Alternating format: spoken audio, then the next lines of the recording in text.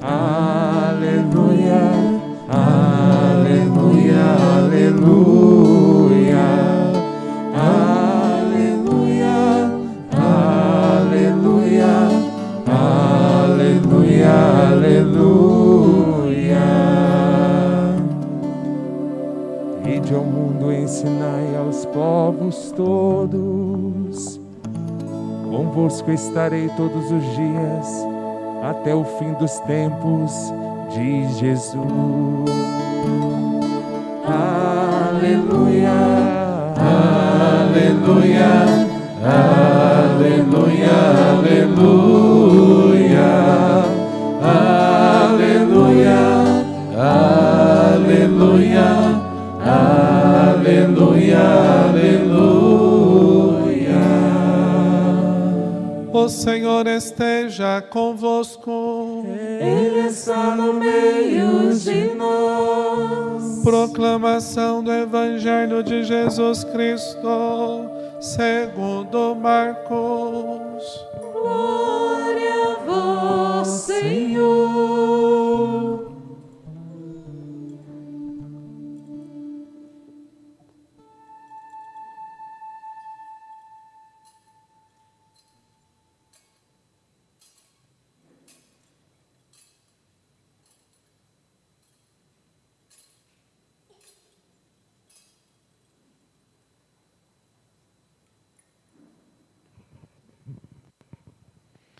Naquele tempo, Jesus se manifestou aos 11 discípulos e disse-lhes: Ide pelo mundo inteiro e anunciai o Evangelho a toda a criatura.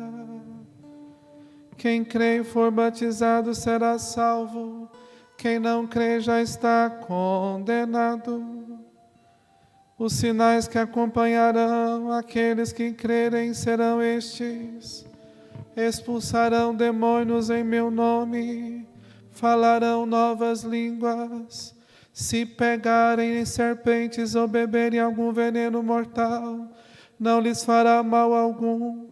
Quando impuserem as mãos sobre os doentes, eles ficarão curados. Depois de falar com os discípulos, o Senhor Jesus foi levado ao céu e sentou-se à direita de Deus. Os discípulos então saíram e pregaram por toda parte. O Senhor os ajudava e confirmava a sua palavra por meio dos sinais que a acompanhavam. Palavra da salvação. Glória a vós, Senhor. Podemos sentar. Deixa a luz do céu entrar. Deixa a luz do céu entrar. Abre bem as portas do teu coração e deixa a luz do céu entrar. Queridos irmãos nos acompanham pelas nossas redes sociais. Como já introduzi no início, a igreja celebra hoje a solenidade da ascensão de Jesus ao céu, que é um artigo da nossa fé. Ressuscitou ao terceiro dia, subiu aos céus, está sentado à direita e vai. Então vamos seguir esse critério de contexto, mensagem e atualização do Evangelho na nossa vida. O que nós ouvimos hoje? Nós ouvimos na primeira leitura, sobretudo, mas também no Santo Evangelho, esse mistério da ascensão. Lucas, na primeira leitura, escreve os seus Atos dos Apóstolos, provavelmente aqui nas proximidades do ano 80 depois de Cristo, há quase 40, 50 anos depois que Jesus ressuscitou. Como estava a comunidade? Para a gente entender o texto no contexto. A comunidade viveu aquela euforia aquela transformação da igreja primitiva. Jesus havia ressuscitado, os apóstolos estavam se espalhando pelo mundo para pregar o Evangelho, as comunidades cristãs foram se formando, na expectativa presente no anúncio dos apóstolos. Jesus morreu por nós, mataram-no, mas Ele ressuscitou. Ele subiu aos céus e virá nos julgar. Só que aí o que acontece? Esse grito da igreja, como aparece no Apocalipse, Maranatá, Jesus não veio. Estava demorando, já passava 50 anos. E aí a comunidade foi esfriando. Ela abriu espaço para algumas doutrinas que os deixava meio confusos. Depois, no século seguinte, vai desenvolvendo outras, ao ponto de da igreja precisar reafirmar, né, o depósito fide recebido dos apóstolos. A comunidade começou a se envolver com as coisas contemporâneas deles, comércio frequente, as comunidades tinham contato com outros povos, alguns até caíram em idolatria, alguns começaram a ficar morno e começaram a pensar assim, né, vamos seguir a vida, né? Passou aquele, né, momento. E aí Lucas escreve nos Atos dos Apóstolos para um tal de Teófilo. Theos, Deus, Philos, amigo, amizade. Ele escreve para o amigo de Deus, né? Aquele que é amigo de Deus. Então, nesse contexto, a gente insere o texto. Então, o que ele quer aqui? Ele recupera essa ascensão do Senhor para nos ensinar algumas coisas. Aí vem o ensinamento, a mensagem que nós ouvimos. Qual que é o ensinamento? O ensinamento é que Jesus fez um percurso. Desde a sua kenosis, esvaziamento de si mesmo, como diz Filipenses 2, 6, 11, encarnou, assumiu a nossa humanidade e pegou o projeto do Pai e o revelou a nós. Apresentou esse projeto que é realizado no seu sangue. Houve uma vida então de ensinamento, de doação, de amor, cuja cruz simboliza o ápice disso. Então ele morre, ressuscita, e aqui a ascensão vai ter esse significado. A ascensão significa a exaltação do Cristo.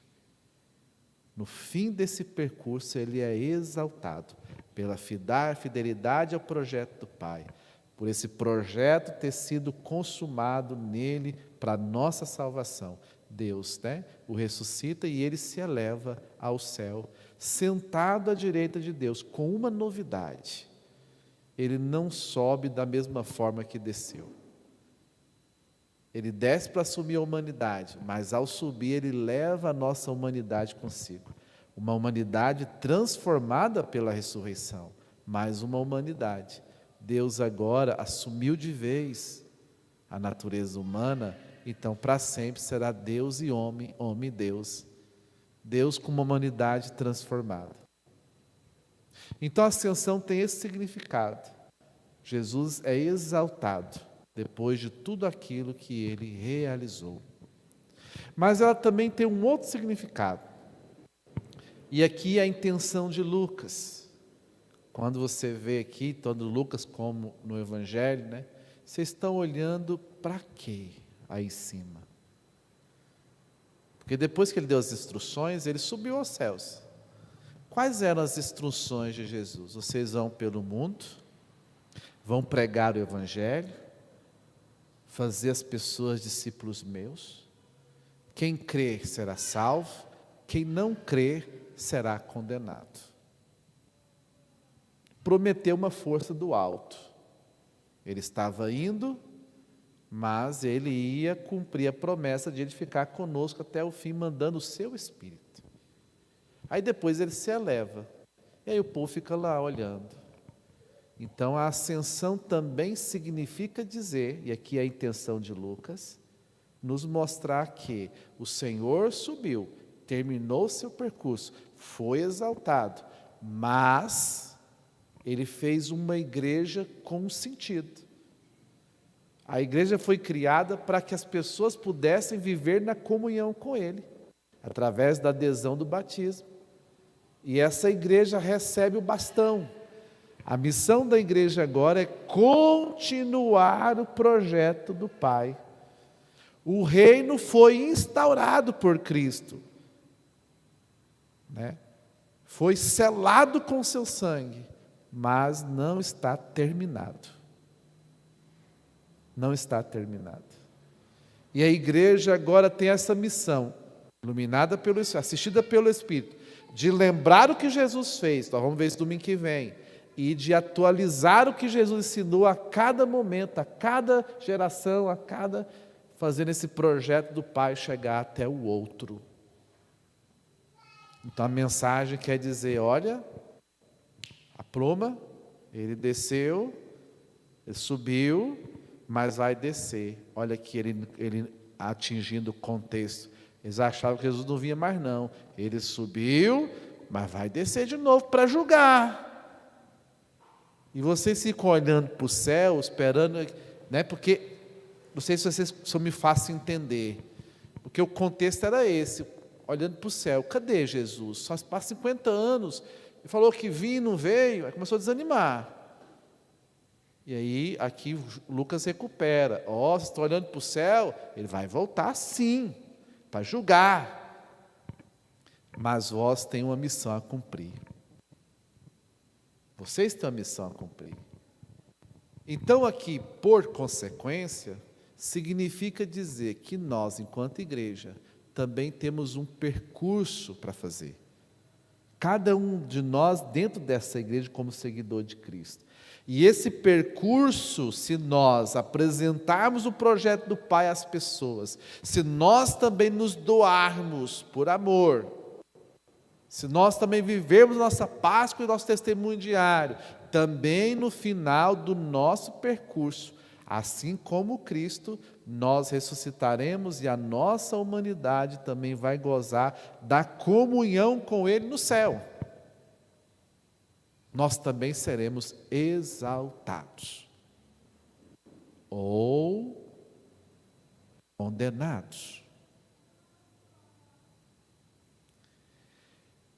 Então nós temos que tomar consciência que uma vez batizados, filhos e herdeiros, mas uma vez batizados, também missionários.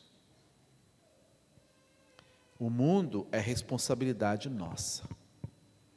Cada povo na sua geração tem que dar uma resposta a esse mundo. Aí vem o terceiro ponto. O que isso tudo tem a ver com a nossa vida? Atualizando o Evangelho para a nossa vida, a leitura para a nossa vida. Simples. É só a gente seguir os passos. Como está a sociedade hoje? Ela tem esperança escatológica? Ela está crendo no céu? Tem gente que sim. Tem gente que não está nem aí para céu, inferno. Tem gente que nem acredita em Deus. E tem gente que acredita e deixa ele quietinho, porque ele tem mais o que fazer do que ficar preocupando com esse Deus. E aí o mundo vai te envolvendo, o mundo vai dando um monte de coisa para você consumir, o mundo vai criando em você necessidades para se realizar, e você vive a sua vida inteira correndo atrás das coisas, não pega nada. E aí você fica cheio de tantas coisas, mas não preenchido, cheio de preocupações e angústias, não é? Muitas pessoas confusas com doutrinas, ideologias, filosofias, ciência, às vezes entra no mundo secularizado, relativizado, onde a verdade é de cada um, não existe nada absoluto mais. E quando a pessoa não tem mais a esperança escatológica, ela vai se sacrificar para quê? Ela vai lutar para quê? Ela vai evitar o pecado para quê? Ela vai procurar ser santa para quê? Se o importante é o que nós vivemos aqui, agora, nesse momento.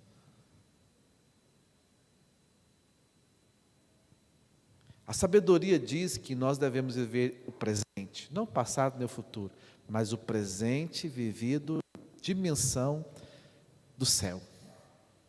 É fazer as coisas para a glória de Deus e para o bem do irmão. E aí, muitos acham que ele não vem mais não. Nenhuma pandemia de 1 ano e meio aí mexeu o coração do povo, pelo contrário. Muitos aí, mesmo sofrendo, mesmo perdendo as pessoas, eles querem uma vida normal, mas a normalidade deles é uma vida sem Deus. Sem Deus. E o mais terrível ainda, atualizando com a nossa vida, nós somos a igreja hoje. E aí um dia, vendo uma meditação, ele falava que a igreja tem diminuído, porque a sua ação evangelizadora não está atingindo mais os corações, por 2 motivos, diz ele. Porque Cristo não é anunciado, então aquilo que não é anunciado, como é que a pessoa pode aderir? Jesus não é mais uma proposta, né, entre tantas, e às vezes ele é uma proposta entre tantas, e às vezes também porque o Cristo anunciado é o Cristo aleijado, sem a força do testemunho, sem a força da experiência com Ele, sem a força da intimidade. Aí quando tocam esse Jesus, ninguém se converte, ninguém o abraça, ninguém se experimenta nele, né? E nós vivemos uma vida gelada, esfriada, né? E aí nós vemos que a nossa responsabilidade com Deus é muito grande. Nós precisamos apresentar o projeto do Pai para o mundo. Eles não sabem, mas é a única salvação deles. Eles não sabem, mas é a única coisa que pode trazer a paz. Talvez eles não tomaram ciência, mas é a única coisa que faz sentido, que transforma, que renova. E é preciso que alguém diga. Nós vamos precisar retomar, agora que vai começando a entrar na normalidade, com vacina, essas coisas, uma reevangelização. Tem que dizer para as pessoas, volta o teu coração para Deus, enquanto você tem tempo.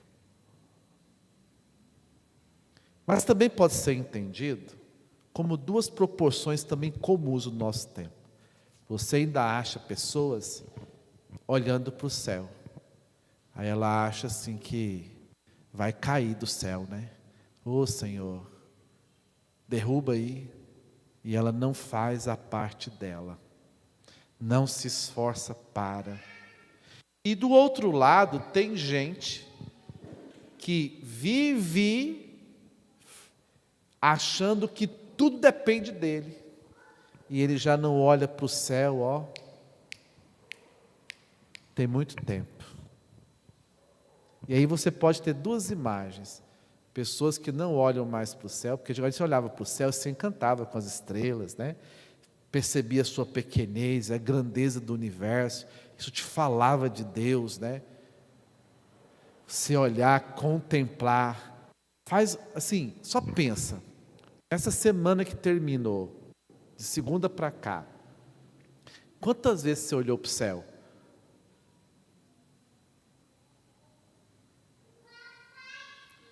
Porque a pessoa está esquecendo de Deus.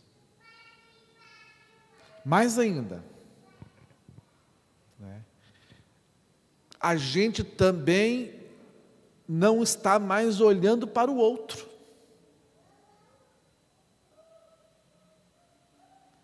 Estão colocando cabresto em nós, né? E aí eu pergunto, para onde o homem está olhando? Para onde você está olhando?